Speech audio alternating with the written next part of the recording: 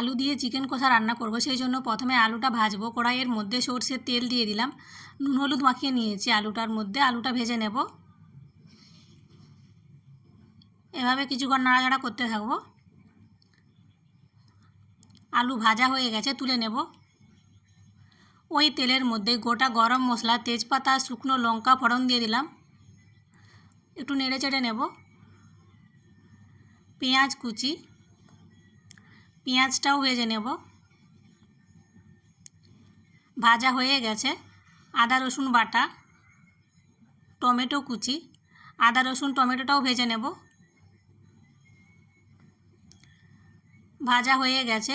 এখন হলুদ, লঙ্কা, জিরে আর ধনে গুঁড়ো দিয়ে দিলাম, অল্প একটু জল। মশলাটা খুব ভালো করে কষিয়ে নেব। মশলা কষানো হয়ে গেছে, চিকেন দিয়ে দিলাম। চিকেনটা এখন বেশ কিছুক্ষণ কষাতে থাকবো। নুন, আমি চিকেনটা প্রায় 20 মিনিট ধরে কষাবো। ঢেকে দিলাম, ঢাকনাটা খুলে আবার একটু নেড়ে চেড়ে নেব। চিকেনটা কষানো হয়ে গেছে। এখন ভেজে রাখা আলুগুলো দিয়ে দেব, আরও কিছুক্ষণ কষিয়ে নেব।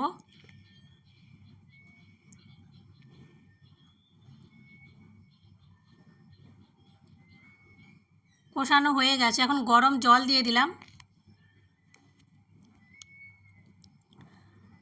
ঢেকে দেব, ঢেকে আলুটা সেদ্ধ হতে দেব। ঢাকনাটা খুলে একবার দেখব, নেড়ে দিলাম।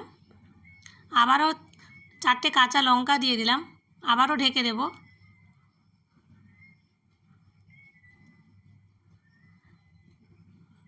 আলু সেদ্ধ হয়ে গেছে, আরও কিছুক্ষণ নাড়াচাড়া করে নেব। সব শেষে ধনেপাতা কুচি দিয়ে দিলাম, নেড়ে চেড়ে নেব। 2 মিনিটের জন্য হতে দেব। 2 মিনিট হয়ে গেছে, আলু দিয়ে চিকেন কষা তৈরি হয়ে গেছে। এখন ফ্লেমটা অফ করে দেব।